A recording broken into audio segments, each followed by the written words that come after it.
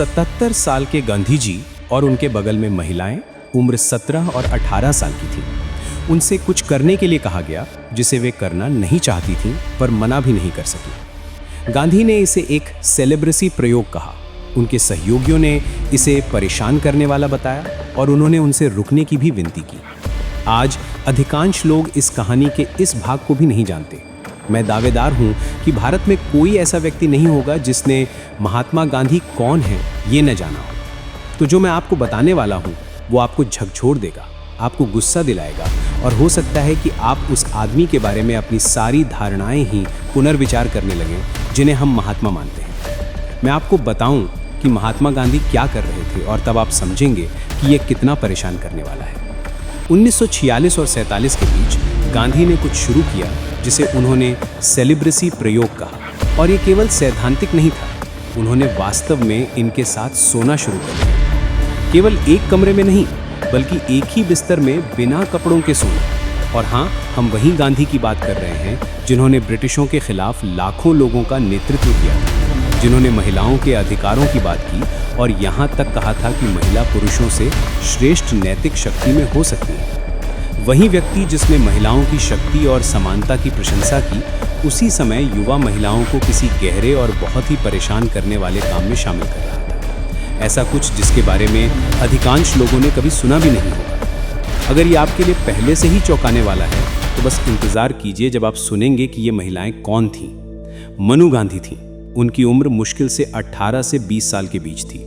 ग्रैंडनीज का मतलब यहाँ है आपके भाई बहनों की पोती। तो गांधी की ग्रैंडनीज उस तरह थी जैसे उनकी भाई बहनों की पोतियां। फिर अब्बा गांधी, एक और युवा रिश्तेदार, केवल 17 से 18 साल की थी।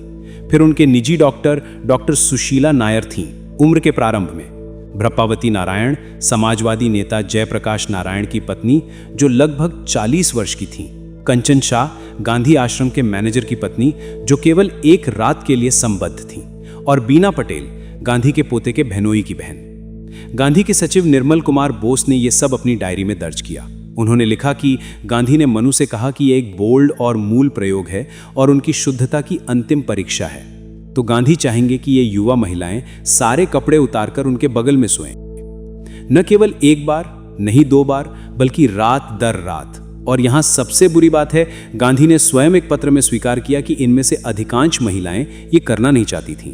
उन्होंने लिखा कि अब्बास केवल 3 रातों के लिए मेरे साथ सोया, कंजन्स केवल 1 रात के लिए मेरे साथ सोया। लगभग उन सब ने अनिच्छा से ऐसा किया। मैंने लिखा कि उन्होंने ऐसा मेरी प्रोत्साहना पर किया।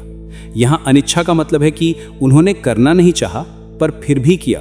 और जब गांधी कहते हैं मेरी प्रोत्साहना पर, तो इसका मतलब है केवल इसलिए क्योंकि उन्होंने उन्हें उनकी स्वयं की इच्छा से नहीं पूछा था।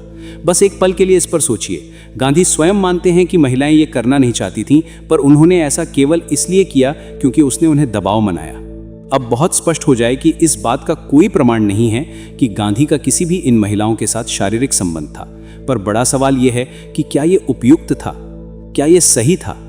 एक 77 वर्षीय पुरुष युवा महिलाओं को कपड़े उतारने और उनके बगल में सोने के लिए दबाव डाल रहा है, जबकि वे साफ तौर पर नहीं चाहती। और कृपया किसी ने भी इन महिलाओं को दोष देने से पहले याद रखे कि इनमें से अधिकांश महिलाएं संपूर्ण रूप से गांधी पर निर्भर थीं।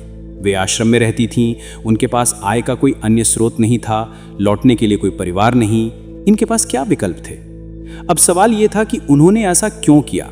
एक ऐसे आदमी ने जिसने बड़े सिद्धांतों का पालन किया था और हर जगह सम्मानित माना जाता था, उसके मन में वास्तव में क्या चल रहा था?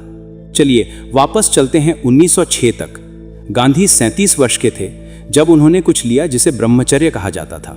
मूलतः यह आत्मसंयम का एक सख्त संकल्प था, एक शुद्धता का प्रण। शब्द सेलिब्रेसी का मतलब है किसी भी प्रकार के यौन संबंध न रखने का निर्णय।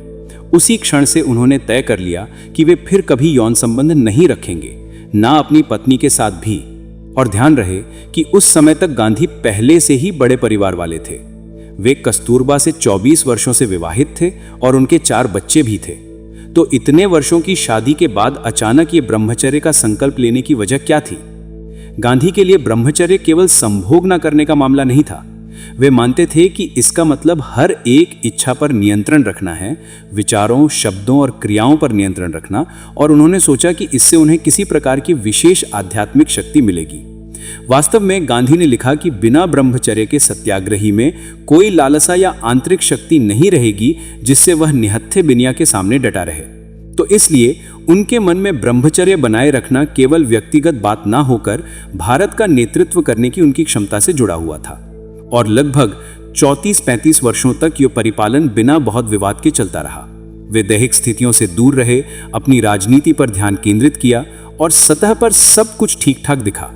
लेकिन इन वर्षों के दौरान भी उनका ब्रह्मचर्य का विचार सिर्फ ना तक सीमित नहीं था। उनके आश्रमों में सख्त नियम लागू थे।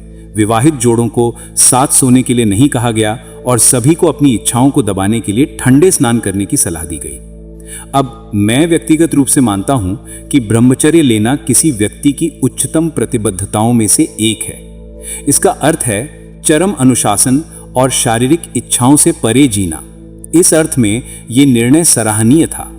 पर जो समझ में नहीं आता वो ये कि गांधी विवाहित जोड़ों से अलग सोने को क्यों ला रहे थे। उनकी निजी निगत में हस्तक्षेप क्यों? सिर्फ इसलिए कि आपने ब्रह्मचर्य ले रखा है। और उसके ऊपर गांधी स्वयं युवती महिलाओं के साथ मसाज और स्नान करना शुरू कर दिया, जिनमें उनकी डॉक्टर सुशीला नायर भी शामिल थीं, कभी कभी बिना कपड़ों के। उन्होंने इसे आत्मसंयम और पवित्रता की परीक्षा कहा। पर उनके आसपास के मही लोग इससे बहुत असहज थे और खुलेआम इसकी आलोचना भी की। फिर 1944 में अपनी पत्नी कस्तूरबा की मौत के बाद गांधी ने इन प्रयोगों को एक नई और अधिक परेशान करने वाली ऊंचाई पर ले जाना शुरू कर दिया। असली विवाद 1946 में शुरू हुआ, खासकर एक जगह नोखली में, जो पूर्व बंगाल में थी। यह उस समय बंगाल का हिस्सा था, बाद में बांग्लादेश बना। यह भारतीय इतिहास का सबसे भयानक मजहबी दंगा का समय था। हिंदू और मुसलमान एक दूसरे को मार रहे थे और गांधी हिंसा रोकने गए। गांधी ने सोचा कि आजाद और एकीकृत भारत के लिए उनके उपाय काम नहीं कर रहे हैं, उनके तरीके फेल हो रहे हैं। वे अपने आप से पूछने लगे कि मेरी अहिंसावादी नीतियां क्यों काम नहीं कर रही, मैं इस खून कराबे को क्यों नहीं रोक पा रहा। धीरे धीरे उन्होंने देश की समस्याओं को अपने व्यक्तिगत संघर्षों से जोड़ना शुरू कर दिया और एक परेशान करने वाले निष्कर्ष पर पहुंचे। शायद इसलिए क्योंकि उन्होंने अपनी इच्छाओं पर वास्तव में काबू नहीं पाया था।